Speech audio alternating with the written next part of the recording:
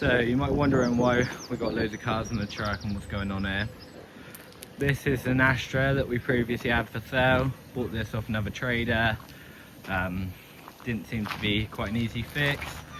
Put an £800 turbo on it. That didn't cure the issue. So after a year or so being stuck at the back of the yard, we're just sending it to the scrappy because these 1.4 petrol turbo engines just ain't reliable. They're just not good, and to be fair, even if we do fix it, you never know what's going to happen under warranty. So we're going to send this one to the scrap and move on to better stuff. Now we've got quite a few going to the scrap. We've got this Peugeot 308, another one we bought locally. We bought this in Weymouth, bought it cheap off someone who wanted to sell to us. I think originally it had engine management light, run beautifully, but just had engine management light. And it turns out that it was down to something to do with the head gasket. I don't think the head gasket was gone. I'm not sure, I'm not a mechanic. It was something internal in the engine, let's say. And is it worth rebuilding it at this point? It's an 11-bit car. Again, you got to look into the cost of rebuilding the engine and then standing by a warranty, prepping it again. It was a sweet running car when we sold it, and then the engine management light came on, and this is what happened. So this one goes to the scrap heap too. Customer got the full refund, so they got their money back, obviously. Just joys the cars. We've got two vans. I think these were both auction vans. This Nemo we bought, it was a lovely running van. I think we've had this one like 4 years, probably the oldest thing we've had. Yeah, it was running beautifully, nice looking van. All of a sudden one day the immobiliser kicks in. Never had it running since. That's 4 years ago. So to scrapyard this will go.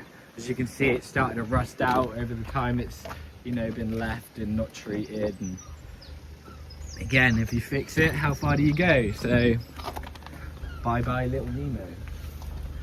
And another one we've got is this Bipper.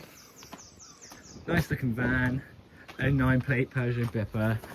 This one only needs a couple of things, right? Put a set of gear cables on it, that's all it needed, and they just keep jumping off. So we're looking at that, but again, it's just been pushed back because we've had customer work to do and whatever else.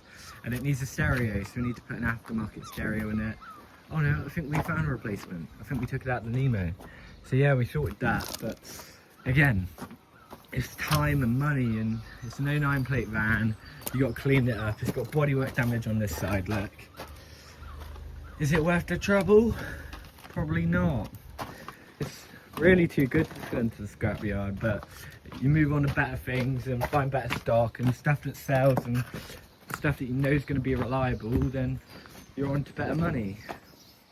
And we got Qashqai corner, so we've got like, I think 5 Qashqais in the minute. We've got 5 Qashqais, 3 Saphiras. I think this Saphira we bought, we sold, we bought back again, we sold. We sold to various customers over the year. I think the last one, it actually had an issue and we had to refund. It's been stuck here since. Robbed a headlight out of it the other day for a customer's car. Yeah, we got 3 of these. So we need to do something with them. Qashqais we're getting on. We've got an orange one. We're going to take the tailgate off that we bought recently to fix that one. That's another Qashqai there.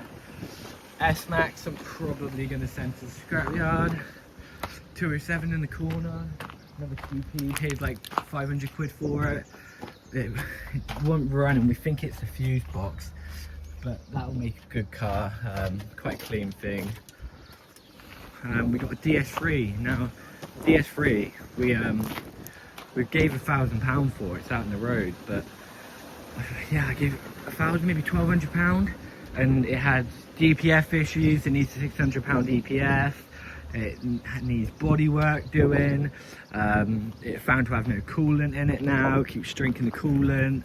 So upon investigation, it needs a head gasket doing. Again, on a, I think this is a 63 plate, 13 plate or a 12 plate.